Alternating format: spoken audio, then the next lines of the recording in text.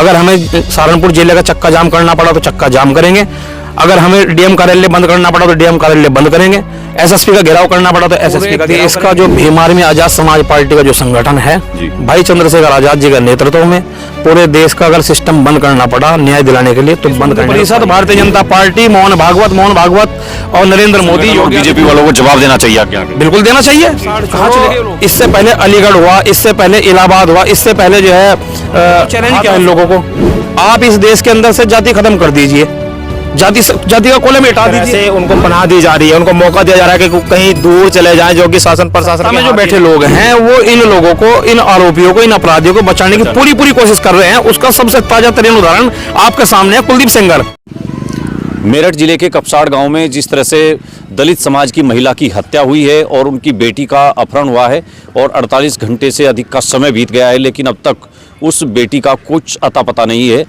जो मेरठ का जिला प्रशासन है, जो पुलिस है, वो कह रही है कि हम अपराधियों को पकड़ने के लिए पूरी कोशिश कर रहे हैं, साथ ही परिवार को न्याय देने की बात करते हैं, लेकिन वहाँ ज़बरदस्त तरीके से इस वक्त हंगामा है। जो सरधना के समाजवादी पार्टी के विधायक हैं अतुल प्रधान, वो आज पीड़ित परिवार से मिलने के लिए कपसाड़ गांव जाने की उन्होंने कोशिश की तो पुलिस के अधिकारियों ने मौके पर पहुंचकर उनको वहां रोका और काफ़ी देर तक हंगामा हुआ, लेकिन अतुल प्रधान पीड़ित परिवार के बीच पहुंचने में सफल रहे। और भीम आर्मी आज़ाद समाज पार्टी के जो कार्यकर्ता है वो भी इस वक्त, जो जानकारी हमें मिली है, कपसाड़ गांव में है। बेहद दर्दनाक ये घटना है और इस घटना ने पूरे उत्तर प्रदेश ही नहीं पूरे देश को हिलाकर रख दिया है। जिस तरह से दलित समाज की एक महिला की निर्मम तरीके से हत्या हुई और अब उनकी बेटी का अपहरण हुआ है, तो उसको लेकर के पूरे देश में जो दलित समाज के जो संगठन हैं उनमें बड़ा रोष है, गुस्से में है। और हमारे साथ इस वक्त जिला अध्यक्ष सहारनपुर आज़ाद समाज पार्टी आशुतोष जी हैं, उनसे सचिन खुराना साहब हैं, उनसे बातचीत करेंगे, देखेंगे कि क्या यहाँ पर भी भीम आर्मी के कार्यकर्ता कपसाड़ गांव की घटना को लेकर के क्या सोचते हैं। भाई साहब, जिला अध्यक्ष जी, जिस तरह से ये घटनाक्रम मेरठ के अंदर हुआ है, इसने पूरे देश को हिलाकर रख दिया है, आप कैसे देखते हैं इस घटनाक्रम को? सबसे पहले तो आपका धन्यवाद, आपके दर्शकों का धन्यवाद। आपने जो है ये इतनी गंभीर घटना जो देश के अंदर घटी है, आपने उस पर जो है अपनी बात रखने का मौका हम लोगों को दिया जी। जैसी ये मेरठ के अंदर घटना घटी है, ऐसी घटनाएं तमाम पूरे देश के अंदर रोजाना घटती हैं। और ये जो घटना घटी है, लगभग 48 घंटे इस घटना को बीत गए हैं। माँ और बेटी जो कपसाड़ गांव की हैं, सरधना विधानसभा क्षेत्र पड़ता है, वो जो है अपने कार्य के लिए घर से निकली हुई थी। ठीक है, दबंग लोग वहाँ के, जाति तो मैं नहीं कह सकता क्योंकि दबंग होते हैं और मजलूम होता है। वो लोग वहाँ से जो है उसकी जो लड़की है, लड़की की माँ को जो है धारदार हथियारों से जो है उस पर वार करते हैं और हत्या करके जो है वहाँ से लड़की को बंदूक की नोक पर उस लड़की को वहाँ से उठा कर लेके जाते हैं। अब तक उस लड़की का कोई अता पता नहीं है। क्षेत्र के जो लोग हैं, जो मानवतावादी विचारधारा के लोग हैं, वो उस महिला को देखते हैं कि एक महिला जो है लथपथ खून से लथपथ अवस्था में जो है सड़क के किनारे पड़ी हुई है, उसको जो है हॉस्पिटल लेकर के जाते हैं। लोगों को पता चलता है, जब हॉस्पिटल में वो पीड़ित महिला पहुंचती है तो वहाँ उसे मृत घोषित कर दिया जाता है। जिस तरह से मतलब ये पूरी घटनाक्रम है और जिस तरह से उत्तर प्रदेश के मुख्यमंत्री योगी आदित्यनाथ दावा करते हैं कि अपराधियों पर जीरो टॉलरेंस की पॉलिसी के तहत हम कार्रवाई करेंगे, बुलडोजर कार्रवाई भी होगी, यहाँ कोई अपराधी बच नहीं पाएगा, तो आपको लगता है जिस तरह की घटनाक्रम ये हुआ है मेरठ में कपसाड़ गाँव में, क्या आप लोगों को उम्मीद है कि योगी जी इंसाफ देंगे इस बहन को, उस महिला को जो अपनी जान गंवाई है? जिससे श्री योगी आदित्यनाथ जी उर्फ आदित्य बिष्ट जी, जो उत्तर प्रदेश के मुख्यमंत्री हैं, वो बताते हैं कि जीरो टॉलरेंस की नीति पर चलते हम यहाँ से, हमने उत्तर प्रदेश गुंडा मुक्त कर दिया है, अपराध मुक्त कर दिया है। उनकी जो जीरो टॉलरेंस की नीति है वो केवल दलितों पर लागू होती है, वो पिछड़ों पर लागू होती है। इस देश के, इस प्रदेश के जो है कमेरे लोग हैं, मजदूर लोग हैं, केवल उन पर लागू होती है। माननीय योगी जी जो है एक विशेष जाति को आज के समय में बढ़ावा दे रहे हैं। उसका उदाहरण अभी एक व्यक्ति जो बलात्कार के जो आरोप में पिछले 5 साल से 6 साल से जो जेल में बंद था, नाम कुलदीप सेंगर है। उत्तर प्रदेश की सरकार की रिपोर्ट के आधार पर ही जो है कोर्ट ने उसको बरी कर दिया। फिर योगी जी का बुलडोजर कार्रवाई किन पर कर रहा है? योगी जी का बुलडोजर और योगी जी की जो कार्रवाई है, और खास तौर पर पूरे भारत के अंदर जो भारत सरकार भारतीय जनता पार्टी के रूप में जो काम कर रही है, अभी तो आज के समय में तो ये होता है, पहले तो भारत सरकार बोला जाता था, आज के समय में तो मोदी सरकार देश में और योगी सरकार प्रदेश में। आज के समय में तो प्रदेश का और देश का नाम ही खत्म कर दिया गया है। यहाँ की स्थिति यह है कि उत्तर प्रदेश के अंदर जो योगी जी की सरकार चल रही है, भारतीय जनता पार्टी की जो सरकार चल रही है, वो अपराधियों के अंदर जाति देख करके अपना जो है अपनी कार्रवाई करने का काम करते हैं। यदि योगी जी दावा करते हैं कि हम कोई जाति नहीं देखते, धर्म नहीं देखते, अपराधी की कोई जाति नहीं, जीरो टॉलरेंस है, जो जैसा करेगा उसको कानून से सबक सिखाया जाएगा। अभी मैं आपको बताऊं, अलीगढ़ में अभी कुछ माह पहले मुस्लिम समाज के जो काम करने वाले लोग थे उनके पर जानलेवा हमला हुआ। योगी जी ने क्या कार्रवाई की? उससे पहले अलीगढ़ के अंदर एक दलित समाज की बेटी जिसका पहले रेप किया गया, उसकी जुबान काट ली गई, उसकी रीढ़ की हड्डी तोड़ दी गई और प्रशासन के द्वारा वो रात के अंधेरे में लकड़ी के बिना रबड़ के टायरों के बीच में रख करके जला दी गई। योगी जी की जीरो टॉलरेंस की जो नीति थी वो कहाँ गई? तो मतलब आपको उम्मीद है नहीं सरकार से? इस सरकार से, देश और प्रदेश की सरकार से वर्तमान में कोई उम्मीद नहीं है, क्योंकि इस देश के अंदर जो और प्रदेश के अंदर, खास तौर पर मैं अगर उत्तर प्रदेश की बात करूं, कि घटना उत्तर प्रदेश की है, योगी जी जाति देख करके जो है कार्रवाई करने का काम करते हैं, क्योंकि उनकी सजातीय जाति के लोग हैं जिन्होंने ये घटना घटाई है।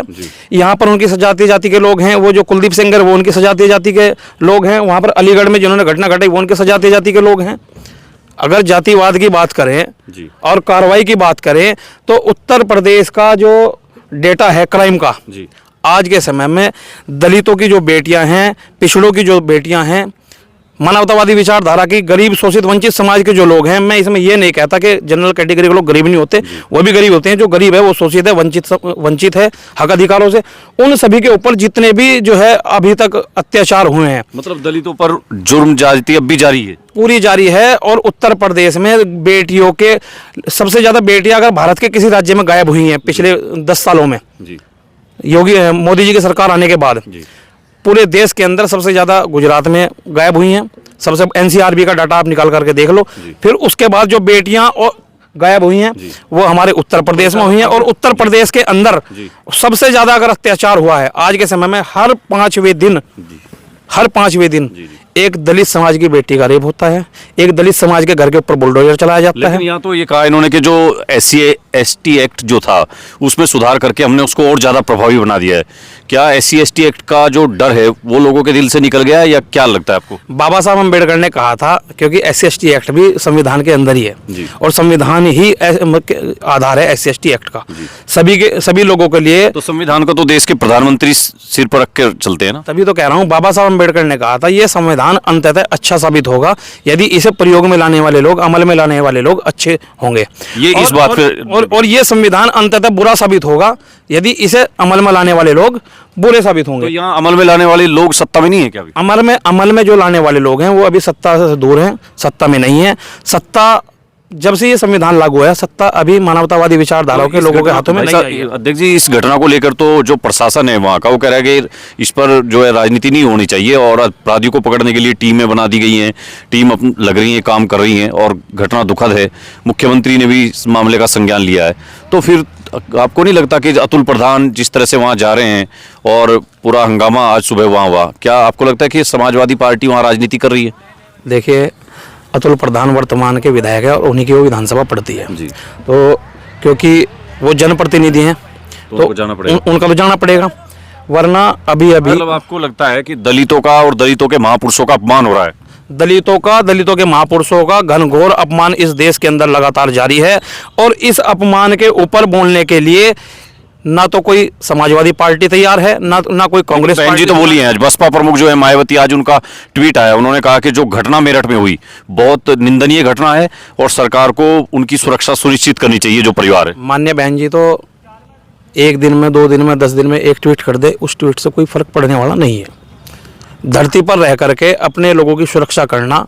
तो कपसाड़ गांव के जो परिवार है, जो महिला की जहां मौत हुई है, इस तरह से हत्या हुई है, उस परिवार को फिर कौन दिलाएगा? न्याय दिलाने के लिए कौन लड़ेगा? न्याय दिलाने के लिए इस देश के अंदर अगर कोई इकलौता व्यक्ति है वो भाई चंद्रशेखर आजाद है। इस देश के अंदर अभी प्रदेश के अंदर इलाहाबाद में, प्रयागराज में, जो प्रयागराज में जहाँ पर मेला लगता है हमारा, ठीक है, प्रयागराज के अंदर एक पिछड़े वर्ग की पाल समाज की बेटी, उसके साथ बलात्कार किया गया, उसको जो है मार दिया गया।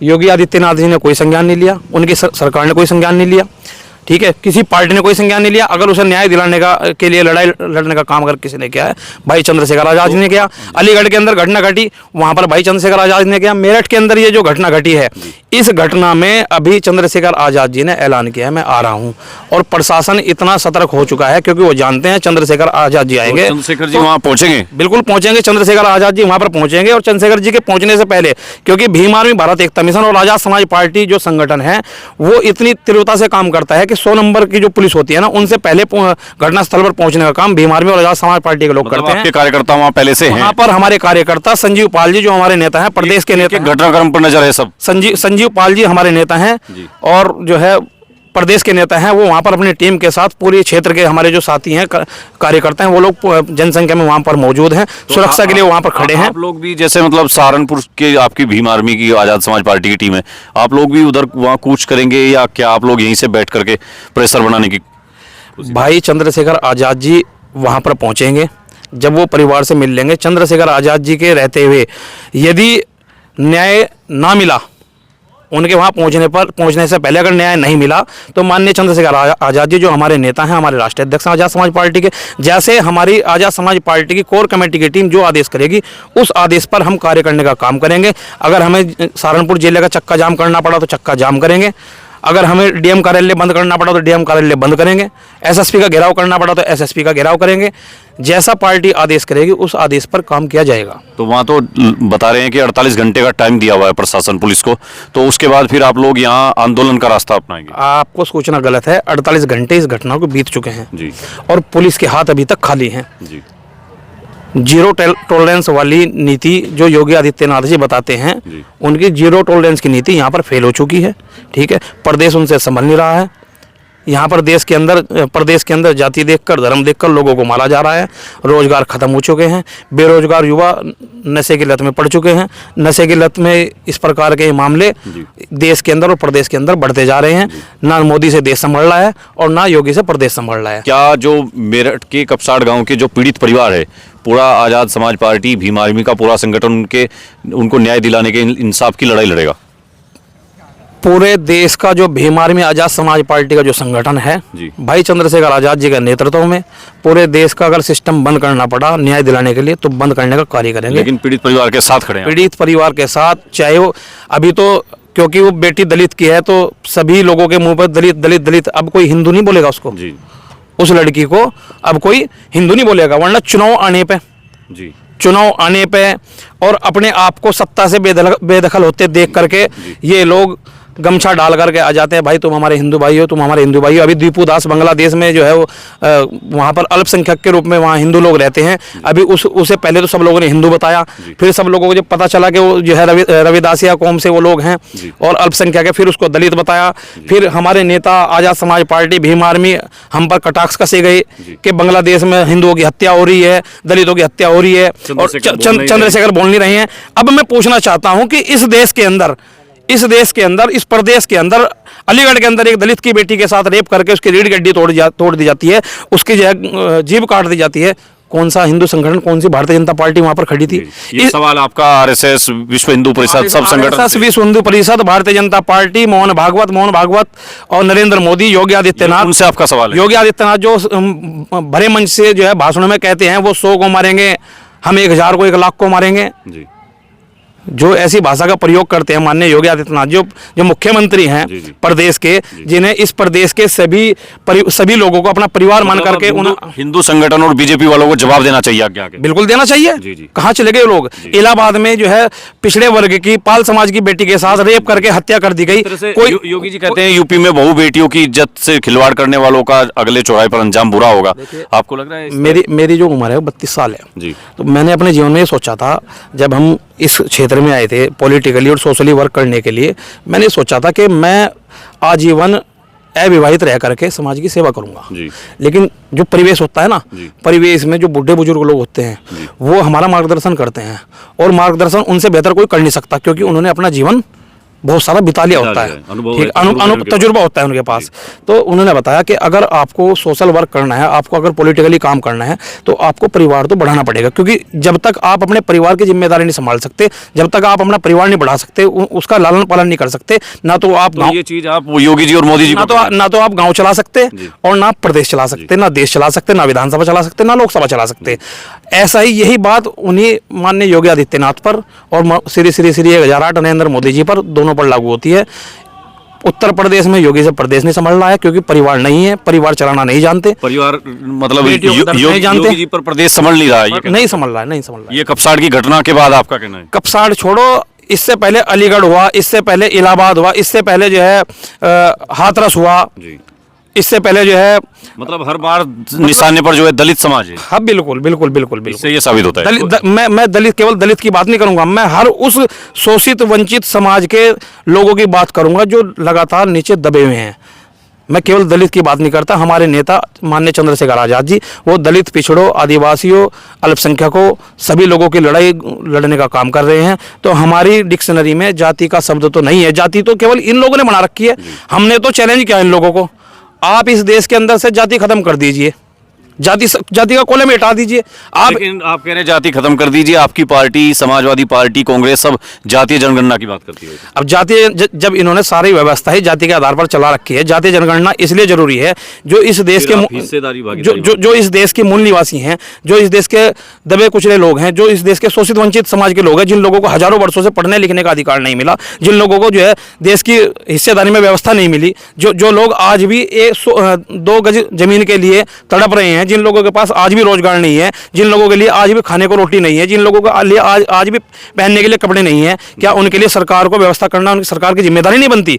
तो जिम्मेदारी बनाने के लिए इसलिए हम लोगों ने कहा है कि देश की ब्यूरोक्रेसी, देश के जो डिपार्टमेंट है, देश की जो सरकारी नौकरियां हैं, अगर आज भी आप डेटा उठाकर देखो, एक मुख्य चीज मैं आपको बताता हूं, जो ब्यूरोक्रेसी है, जो न्यायालय है, देश के तमाम न्यायालयों में आप जांच करके देख लो। अगर ये भैया, ये थोड़ी बहुत ज्यादा कंट्रोवर्शियल बात हो जाएगी, इस पर देख जी दोबारा किस दिन बात करेंगे। फिलहाल हमारा मकसद तो यही था कि भाई कपसाड़ में जो हुआ है, जो पीड़ित परिवार है, उनके प्रति आप लोग खड़े हों और उनको न्याय दिलाएं। भैया कुछ कहेंगे क्या, जो जिस तरह से मेरठ की जो घटना सामने आई है? देखिए भाई साहब, कहने के तो कुछ बचा ही नहीं है। माननीय अध्यक्ष जी ने आपको बताया, ये बहुत ही निंदनीय घटना है और जो कि ये नहीं होना चाहिए था। जैसे अभी 48 घंटे बीत चुके हैं और शासन प्रशासन बिल्कुल फेलियर है, तो इसमें एक तरह से उनको पनाह दी जा रही है, उनको मौका दिया जा रहा है कि कहीं दूर चले जाएं, जो कि शासन प्रशासन के हाथ ही ना आए। वरना ये मौका कौन दे रहे होंगे, कौन लोग? ये सत्ताधारी लोग दे रहे हैं, सत्ता में बैठे हुए लोग, मतलब अपराधियों को बचाने की कोशिश कर रहे हैं, पूरी कोशिश कर रहे हैं। तो वरना उदाहरण कुलदीप सेंगर तो है। सत्ता में जो बैठे लोग हैं, वो इन लोगों को, इन आरोपियों को, इन अपराधियों को बचाने की पूरी कोशिश कर रहे हैं। उसका सबसे ताजा तरीन उदाहरण आपके सामने है, कुलदीप सेंगर। कुलदीप सेंगर जिस आरोप में जेल गया था, लड़की का बलात्कार किया। जब लड़की के बलात्कार के रूप में जो है उनके माता पिता, परिवार वाले लोग जब थाने गए, तो थाने में लड़की के पिता को जो है बंधक बना लिया गया, पीट कर उसको मारा गया। और जब वो मतलब उनकी मृत्यु हो गई, तो उन्हें बाहर फेंक दिया गया। एप्लीकेशन दर्ज तक नहीं होती। जब लड़की धरने बैठती है, समाज के लोग धरने पर बैठते हैं, जो मानवतावादी विचारधारा लोग लड़की की मदद करने के लिए, तब जाकर के एफआईआर होती है, फिर जब मुकदमा दर्ज होता है और फिर बड़ी लंबी प्रक्रिया के बाद कुलदीप सेंगर को जेल भेजा जाता है। सरकार कह रही है करनी और कथनी में अंतर है। बिल्कुल अंतर है, करनी और कथनी में अंतर है। आजाद समाज पार्टी के जो जिलाध्यक्ष हैं सचिन खुराना, उनसे बात हमने की। आजाद समाज पार्टी और भीम आर्मी के जो कार्यकर्ता हैं, जो पदाधिकारी हैं, सब लोग गुस्से में हैं और कपसाड़ गाँव की ओर कूच करने की भी इन्होंने बात कही है। कल वहाँ जो भीम आर्मी और आजाद समाज पार्टी के जो राष्ट्रीय अध्यक्ष हैं चंद्रशेखर आजाद, उनके भी पहुंचने का अनुमान है। तो बड़ा मामला ये तूल पकड़ता जा रहा है। जिस तरह से दलित महिला की हत्या और उनकी बेटी का अपहरण हुआ है, इसने उत्तर प्रदेश की जो कानून व्यवस्था है और अपराध मुक्त प्रदेश का जो मुख्यमंत्री योगी आदित्यनाथ दावा करते हैं, उस पर बड़ा प्रश्न चिन्ह लगा दिया है। हम इस घटना की और ज़्यादा तफसील से जांच के बाद आपको रिपोर्ट देंगे और हम मेरठ भी चलेंगे। तब तक के लिए बने रहिए AIN नेटवर्क के साथ। धन्यवाद।